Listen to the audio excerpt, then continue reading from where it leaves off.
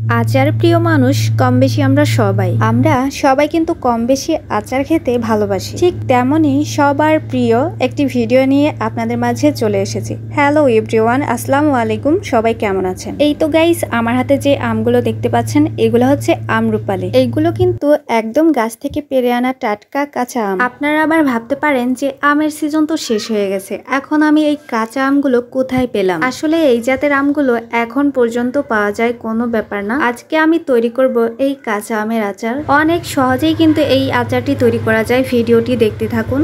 তো গাইস, আমের আচার তৈরি করার জন্য চলে আসছি রান্নাঘরে। তো এই যে দেখুন, আমি হচ্ছে এখানে 5 ফোড়ন আধ ভাঙা করে নিয়েছি, মশলা আছে, 2টো তেজপাতা দেব, আর হচ্ছে অল্প কয়েকটা রসুন, এটা হচ্ছে থেতলো করে নেব, আর চিনি। আর কোনো কিছুই দিতে হবে না, জাস্ট এতটুকুই। আর এর সাথে হালকা অ্যাড করব লাল ঝাল আর হচ্ছে লবণ। এই আমগুলোকে আমি ধুয়ে নিয়েছি, এখন কিছুটা পানির মধ্যে দিয়ে সিদ্ধ করে নেব। অল্প একটু পরিমাণ পানি দিয়ে নিলাম আমগুলো সিদ্ধ করে নেওয়ার জন্য। পানিটা ফুটে উঠলে এরপরে একটুখানি হলুদ আর লবণ দিয়ে এটাকে সিদ্ধ করে নেব আমগুলোকে।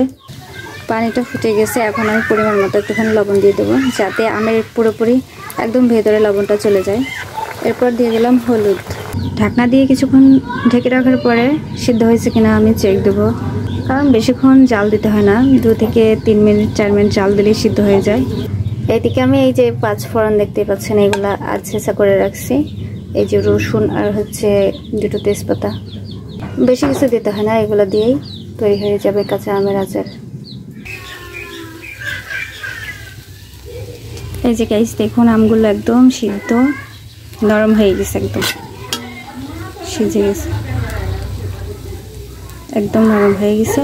এখন ঢেলে দেবো এগুলো। তো গাইস, খাঁটি সরিষার তেল দিলাম, এখানে সরিষার তেল দিতে হবে। আর গাইস, আমি অত্যন্তভাবে দুঃখিত, এই যে কড়াইতে তেল দেওয়ার পরে আমি যেই 5 ফোড়ন ও তেজপাতাগুলো দিয়েছিলাম সেইটা আমি ভিডিও ক্লিপস নিতে পারিনি। তেলের উপরে 5 ফোড়ন ও তেজপাতা মশলা সবকিছু দেওয়ার পরে আমি সিদ্ধ করা আমগুলো ঢেলে দিয়েছি।